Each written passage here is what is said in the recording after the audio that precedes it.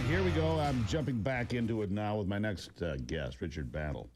Richard V. Battle, a fifth-generation Texan he is, a longtime Lone Star State business and community leader, and an award-winning author. His latest book is AmeriCANS, emphasis on cans, who made America, 18th century birth of a republic. Richard, welcome to the program. Good morning, Steve. Thanks for having us back with you again. Always good to have you here, my friend. All right, tell me about this book and the birth of a, and this is important. Are we in a democracy or a republic? I just want to clarify this for the people that are slow on the uptake. All right, go ahead. I appreciate you asking. I'm sick and tired of people telling us what we can't do. And so this is the first of a series of 4 books celebrating AmeriCANs, individuals you know, some you don't know, and what they did with that AmeriCAN-do spirit that I want to infuse in our young people. And of course, George Washington is the highlight and the GOAT.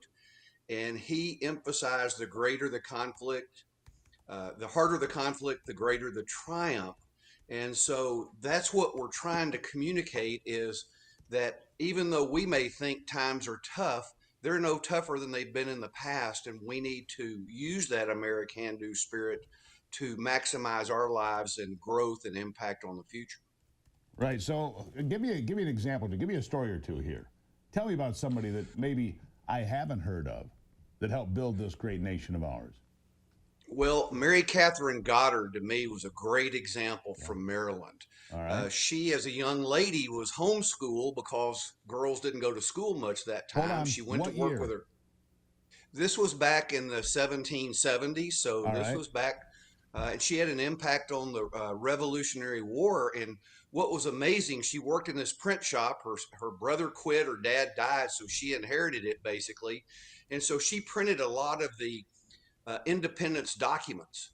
And when it came time in January 1777 to print the Declaration of Independence with signatures for the first time, which would mean the signers would have death warrants on them from the king, instead of putting on there printed by M.K. Goddard, which is what she always put on documents she printed on that document printed by Mary Catherine Goddard. That took courage because she didn't have to do it, but it put a death warrant on her head as well. And that's an untold story of someone who influenced the independence movement that I think we need to know about and share. All right. So these are important stories, no question. And putting her name there, you go back to that time in American history, and you think about the people that signed the Declaration of Independence, for example. They pledged their lives and their fortunes. Many lost one, other, or both in pursuit of this country, didn't they? Well, yes, they pledged their lives, fortunes, and sacred honor. That Ah, was what was yes. amazing in the document. And not one of the 56 signers uh, broke that pledge. And 9 were killed or tortured to death. They lost their homes, their wives, their children. Some lost everything, but none of them betrayed each other. And that example of what they did is so critical. Thursday was the anniversary of George Washington being sworn in as the first president. And I think it's so important because we think of the War of Independence, but we forget that it started with protest of the Stamp Act in 1765. And so it was 24 years from that point to when Washington was sworn in.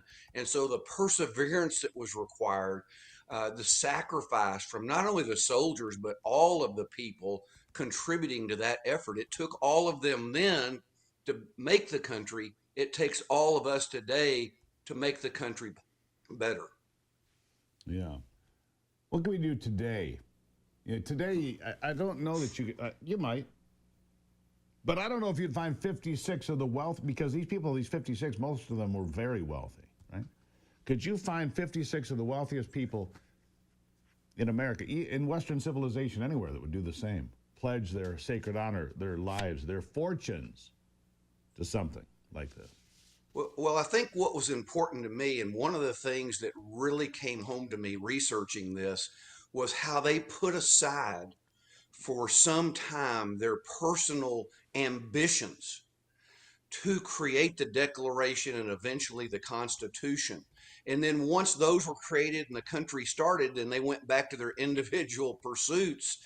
So that's one of the things that we have to do. We have to put country ahead of self at whatever place we're at.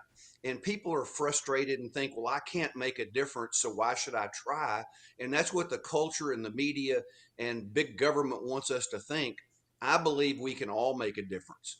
We can't make a difference in everything, but we can all make a difference in one thing. And so I encourage people, find that one thing that really is your passion and participate and contribute. And if enough of us do that in those one things, it will help get the country that we want and deserve. Yeah, the country we want and deserve. You know, we have allowed the people on the fringe to tell us over and over what we are not, like the word democracy. Over and over, it's a threat to democracy. As a democracy, stop it. There's a reason the word democracy does not appear anywhere in the founding documents of this nation, because we are not. And it's a way to twist the words to begin to convince. I mean, this is a very well thought out plan, and it is a plan. It's a strategy to delegitimize the fact that we are a representative republic, right? I mean, that's the plan in my estimation. Would you disagree with that? No, not at all. And so Aristotle said republics decline into democracies. Democracies degenerate into despotism. And that's what we've seen over the last several years is this decline of our republic. Why do you think they stopped saying the Pledge of Allegiance in school? Because you pledge allegiance to the flag and to the republic for which it stands. We hear very few elected leaders from either party ever use the word republic. And a democracy is nothing but mob rule, basically. And the thing that's so important about a republic, it protects the minority political view. And that's what's so critical. And that's the things like the Electoral College that protects the minority political view. And so we want a republic, and we need to return to that and educate people about that difference. Yeah, we certainly do. Where can they find the book? They can find it at richardbattle.com. All copies are signed. If they email me, richard@richardbattle.com, they can request inscriptions. It's a great gift for graduation for young people. Amazon includes Kindle and audio versions as well as all my other books. Well, I appreciate you being here as always, Richard. We'll see you again. Thank you. It's my pleasure. God bless America. God bless America on a Free for All Friday. Good man right there. Goddard, I'm going to have to go look her up. Right? Running the printing press. Richard Battle, good man. The book again is AmeriCANS, C-A-N-S, emphasized. Who made America? 18th Century Birth of a Republic. I'll take a break on this Free for All Friday. Make sure you follow me on all those social media platforms. Why? Because you need to keep up with everything going on. That's why. I'll be right back.